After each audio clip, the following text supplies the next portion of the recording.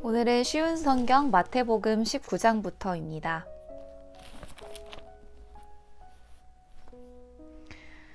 이 말씀을 다 마치시고 예수님은 갈릴리를 떠나 요단강 건너편에 있는 유대 지방으로 가셨습니다. 많은 사람들이 예수님을 따라오자 예수님께서는 그곳에서 그들을 치료해 주셨습니다. 몇몇 바리새파 사람이 와서 예수님을 시험하려고 물었습니다. 무엇이든 이유만 있으면 자기 아내와 이혼하는 것이 괜찮습니까? 예수님께서 대답하셨습니다. 너희가 이 말씀을 읽지 못했느냐? 맨 처음 사람을 만드신 분이 남자와 여자로 지으셨다. 그리고 이렇게 말씀하셨다. 그러므로 남자는 부모를 떠나 아내와 합할 것이다. 두 사람이 한 몸이 될 것이다. 이처럼 두 사람은 이제 둘이 아니라 한 몸이다. 하나님께서 묶으신 것을 사람이 나누지 마라. 바리새파 사람들이 물었습니다. 그러면 왜 모세는 이혼 증서를 주고 아내와 헤어지라고 명령하였습니까? 예수님께서 대답하셨습니다. 모세가 아내와의 이혼을 허락한 것은 너의 마음이 약하기 때문이다. 그러나 원래부터 그랬던 것은 아니다. 내가 너희에게 말한다. 부정을 저지르지 않았는데도 아내와 이혼하고 다른 여자와 결혼하는 것은 간음죄를 짓는 것이다. 제자들이 예수님께 말했습니다. 만일 남편과 아내와의 관계가 이와 같다면 차라리 결혼하지 않는 것이 낫겠습니다. 예수님께서 대답하셨습니다. 모든 사람이 이 말을 받아들일 수는 없다. 오직 하나님께서 허락하신 사람들만이 그렇게 할 수 있다. 어머니 배에서 나올 때부터 고자로 태어난 사람이 있고 다른 사람에 의하여 고자가 된 사람도 있고 하늘나라를 위해 스스로 고자가 된 사람도 있다. 이 말을 받아들일 수 있는 사람은 받으라. 그때 사람들이 자기의 자녀들을 데리고 와서 예수님께서 손을 얹고 기도해 주시기를 바랐습니다. 그러자 제자들이 이들을 꾸짖었습니다. 예수님께서 말씀하셨습니다.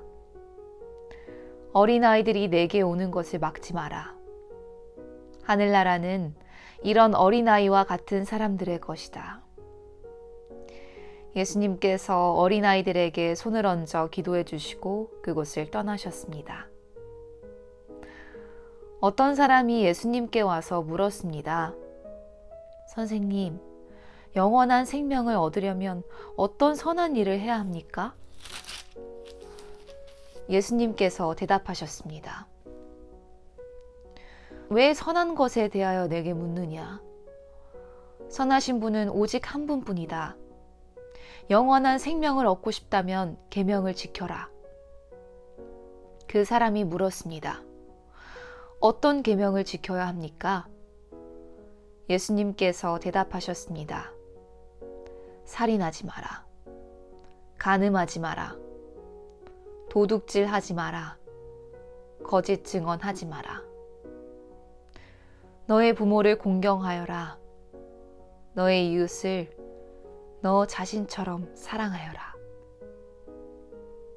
그 청년이 말했습니다. 이 모든 것을 지금까지 다 지켜왔습니다. 그 밖에 제게 부족한 것이 무엇입니까? 예수님께서 대답하셨습니다. 만일 네가 완전해지길 원한다면 가서 네가 가진 것을 다 팔아 가난한 사람에게 나누어 주어라. 그러면 하늘에서 보물을 얻게 될 것이다. 그런 후에 와서 나를 따르라. 이 말씀을 들은 청년은 매우 슬퍼하며 떠나갔습니다. 왜냐하면 그가 가진 재산이 너무 많았기 때문입니다. 예수님께서 제자들에게 말씀하셨습니다. 내가 너희에게 진정으로 말한다. 부자가 하늘나라에 들어가는 것은 어렵다. 다시 너희에게 말한다. 부자가 하나님의 나라에 들어가는 것은 낙타가 바늘구멍에 들어가는 것보다 더 어렵다. 제자들이 이 말씀을 듣고 매우 놀라서 물었습니다. 그러면 누가 구원을 받을 수 있습니까? 예수님께서 그들을 보시며 말씀하셨습니다. 사람은 할 수 없지만 하나님께서는 모든 것을 하실 수 있다. 베드로가 예수님께 말했습니다. 그렇다면 모든 것을 버리고 주님을 따른 저희에게는 무엇이 있겠습니까? 예수님께서 그들에게 말씀하셨습니다. 내가 너희에게 진정으로 말한다. 나를 따라오는 너희들은 인자가 영광의 보좌에 앉는 새 시대에 12보좌에 앉아 이스라엘 12부족을 심판하게 될 것이다. 나를 위하여 집, 형제와 자매, 부모와 자식, 그리고 밭을 버리는 사람은 몇 배로 보상을 받을 것이며 영원한 생명을 얻을 것이다. 그러나 첫째가 꼴찌가 되고 꼴찌가 첫째가 되는 사람이 많을 것이다.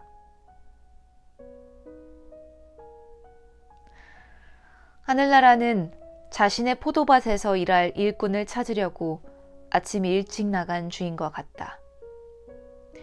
그는 일꾼들에게 하루 품삯으로 한 데나리온을 주기로 하고 그 일꾼들을 포도밭으로 보냈다. 주인이 오전 9시쯤에 다시 시장에 나갔다가 거기서 빈둥거리며 서 있는 몇몇의 사람들을 보았다. 주인이 그 사람들에게 말했다. 당신들도 포도밭에 가서 일하시오. 적당한 품삯을 주겠소. 그러자 그들은 포도밭으로 갔다. 이 사람이 다시 낮 12시와 오후 3시쯤에 나갔다. 그리고 똑같이 말했다. 또 오후 5시쯤에도 시장에 나가 또 다른 사람들이 거리에 서 있는 것을 보고 물었다. 왜 당신들은 하루 종일 빈둥거리며 서 있었습니까? 그들이 대답했다. 아무도 우리에게 일자리를 주지 않았습니다. 주인이 그들에게 말했다. 당신들도 나의 포도밭에 가시오. 저녁이 되자 포도밭 주인이 관리인에게 말했다. 일꾼들을 불러 마지막에 온 사람부터 맨 처음에 왔던 사람까지 품삯을 주어라. 오후 5시에 고용된 일꾼들이 와서 각각 한 데나리온씩을 받았다. 이제 맨 처음에 고용되었던 일꾼들이 왔다. 그들은 더 많은 품삯을 받게 될 것이라고 기대했지만 그들도 한 데나리온씩을 받았다.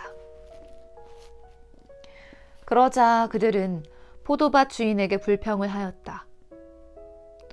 저 사람들은 겨우 1시간밖에 일하지 않았는데 하루 종일 뙤약볕 아래서 수고한 우리들과 똑같이 취급하는군요.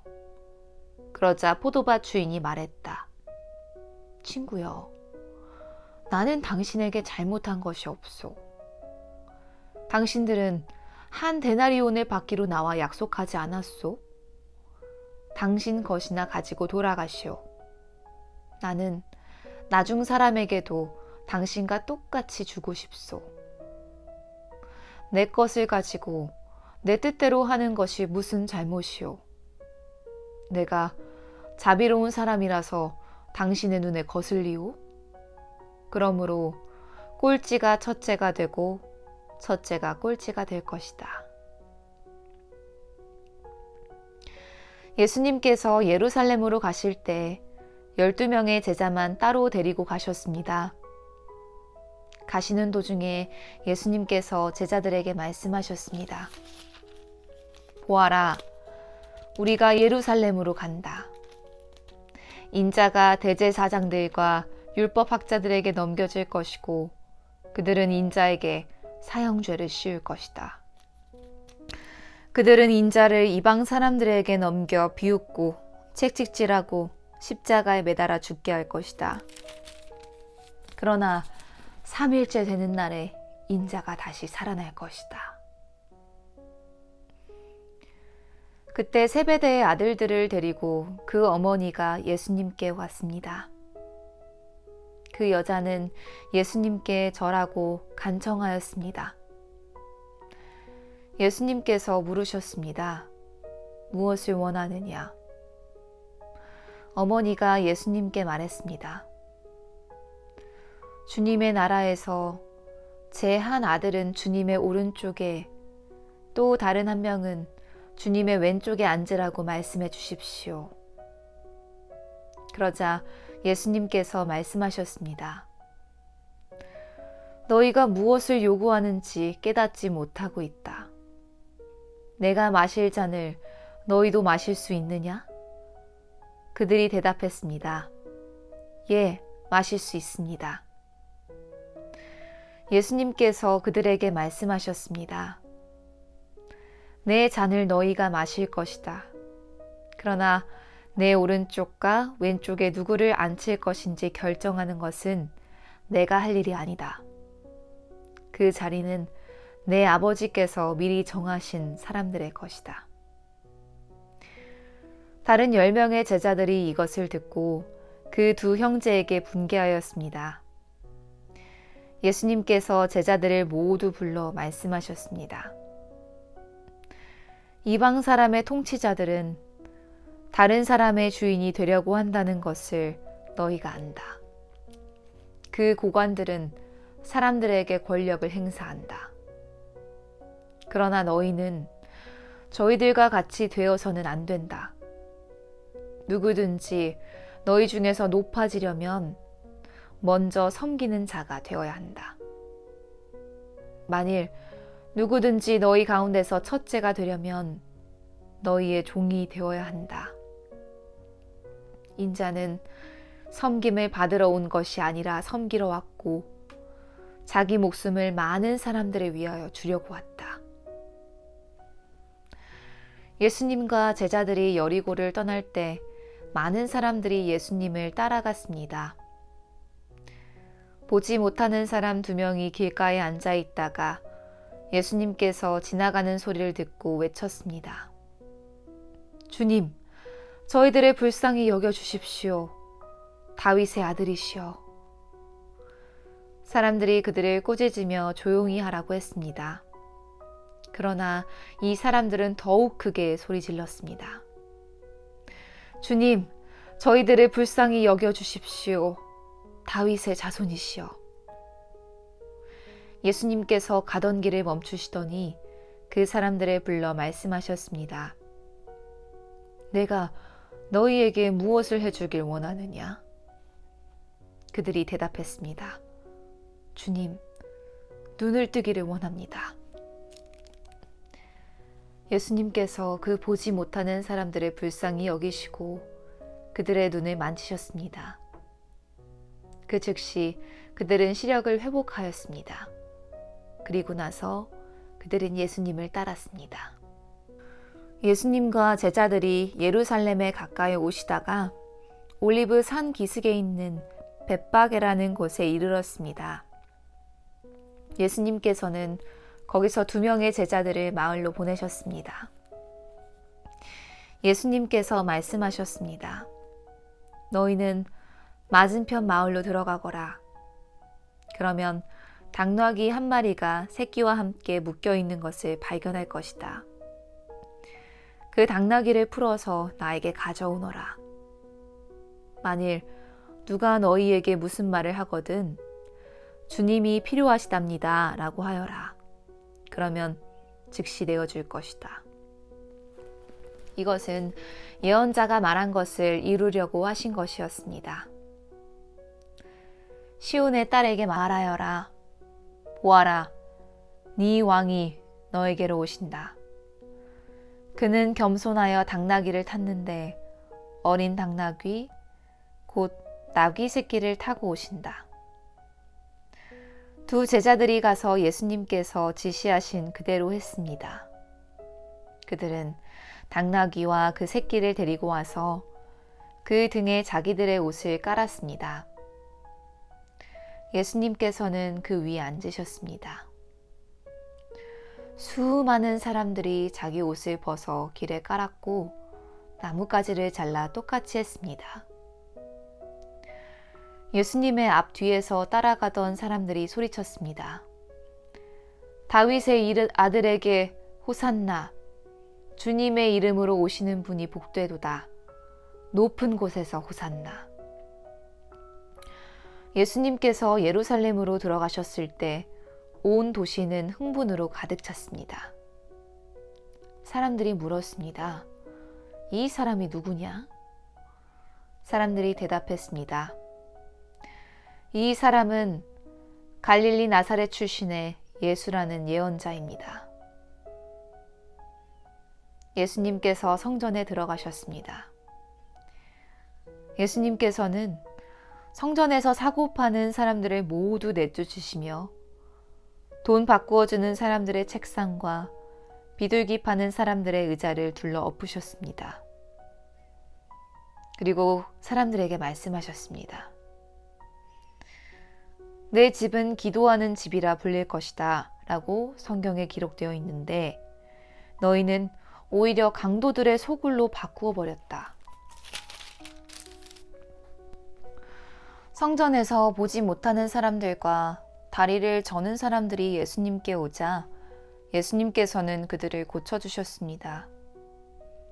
대제사장들과 율법학자들이 예수님께서 하신 여러 가지 놀라운 일들과 다윗의 자손에게 호산나라고 외치는 아이들을 보았습니다. 그들은 매우 화가 났습니다. 그래서 예수님께 말했습니다. 이 어린이들이 말하는 것이 들립니까? 예수님께서 대답하셨습니다. 그렇다. 너희는 성경에서 읽지 못하였느냐? 어린이와 젖먹이들의 입으로 찬양을 준비하셨다. 예수님께서 그곳을 떠나 베다니라는 마을로 가셔서 거기서 밤을 보내셨습니다. 아침이 되어 예수님께서 예루살렘으로 돌아오실 때 몹시 시장하셨습니다. 마침 길 옆에 있는 무화과 나무 한 그루를 보시고 나무 곁으로 다가가셨습니다.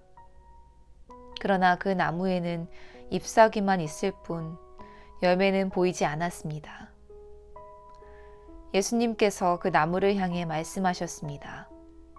다시는 네가 열매를 맺지 못할 것이다. 그러자 즉시 나무가 말라버렸습니다. 이것을 본 제자들이 놀라서 물었습니다. 어떻게 무화과 나무가 그렇게 빨리 말라버렸습니까? 예수님께서 제자들에게 대답하셨습니다. 내가 너희에게 진정으로 말한다. 너희가 만일 의심하지 않고 믿기만 한다면 내가 이 나무에게 한 것을 너희도 할 수 있다. 그뿐 아니라 이 산더러 산아 들려서 바다에 떨어져라 하고 말하면 이건 역시 그대로 될 것이다. 너희가 믿고 기도로 구하는 것은 모두 받을 것이다. 예수님께서 성전에 오셔서 가르치실 때 대제사장과 백성의 장로들이 와서 물었습니다. 당신은 무슨 권한으로 이런 일을 하는 것이오? 누가 당신에게 이런 권한을 주었소? 예수님께서 이들에게 대답하셨습니다. 나도 너희들에게 한 가지를 묻겠다. 만일 나에게 대답을 하면 내가 무슨 권한으로 이런 일을 하는지 말해주겠다. 요한의 세례가 하늘로부터 온 것이냐 아니면 사람들에게서 온 것이냐? 제사장들과 장로들이 서로 의논을 하였습니다. 만일 우리가 하늘로부터 왔다고 하면 그러면 어째서 너희는 요한을 믿지 않았느냐라고 말할 것이고 그렇다고 사람에게서 왔다고 하자니 백성들이 두렵구나.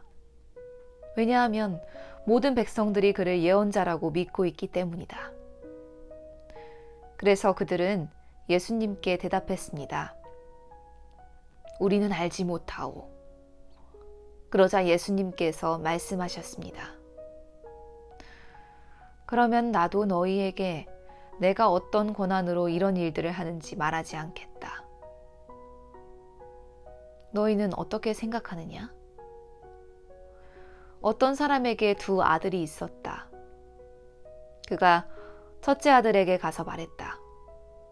아들아, 오늘은 포도밭에 가서 일해라. 그 아들은 싫습니다. 라고 대답했다.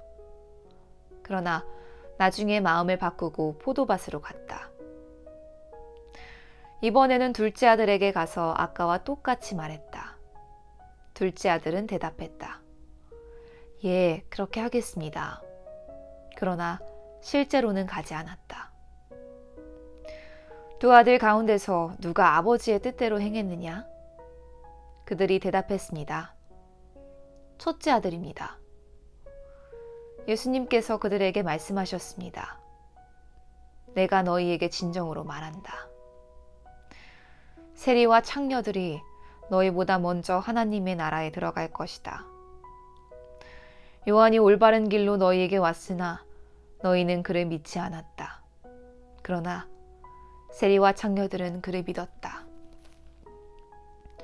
너희는 이것을 보고도 여전히 회개하지 않고 그를 믿지 않았다. 다른 비유도 잘 들어보아라. 어떤 밭 주인이 있었다. 그가 포도밭을 일구고 담장을 두르고 포도즙을 짤 구덩이를 파고 망대를 세웠다. 그리고 포도밭을 농부들에게 빌려주고 여행을 떠났다. 추수할 때가 다가오자 주인은 농부들에게 종을 보내어 자기 몫의 수확을 받아오게 했다. 그러나 농부들은 그 종들을 잡아서 하나는 때리고 하나는 죽이고 또 하나는 돌로 쳐 죽였다. 그 주인은 처음보다 더 많은 종들을 그들에게 보냈다. 그러나 농부들은 그 종들에게 똑같은 짓을 했다. 결국 주인은 자기 아들을 농부들에게 보냈다. 그는 농부들이 내 아들은 존중할 것이다 라고 생각했다. 그러나 농부들은 아들을 보며 서로 말했다. 이 아들은 상속자니 이 사람을 죽이고 유산을 가로채자. 농부들은 그 아들을 잡아 포도밭 밖으로 끌고 가서 죽였다. 그렇다면 포도밭 주인이 왔을 때 이 농부들은 어떻게 하겠느냐? 그들이 예수님께 대답했습니다. 그 못된 농부들을 죽일 것입니다. 그리고 그 포도밭은 제때 수확한 것을 바칠 수 있는 다른 농부들에게 빌려줄 것입니다. 예수님께서 그들에게 말씀하셨습니다. 성경에서 이 말씀을 읽지 못하였느냐? 건축자가 버린 돌이 모퉁이의 머릿돌이 되었다. 이것은 주님께서 하신 일이니 우리 눈에 놀라운 일이다. 그러므로 내가 너희에게 말한다. 하나님께서는 하나님의 나라를 너희에게 빼앗아 열매를 맺는 민족에게 주실 것이다. 이 돌 위에 떨어진 사람은 끼어질 것이며 또한 이 돌이 사람의 위에 떨어지면 그는 산산조각이 날 것이다. 대제사장들과 바리새파 사람들은 예수님의 이 비유를 듣고 자신들을 두고 하시는 말씀이라는 것을 알았습니다. 그들은 예수님을 체포하고 싶었지만 사람들이 두려웠습니다. 왜냐하면 사람들은 예수님을 예언자로 생각하고 있었기 때문입니다.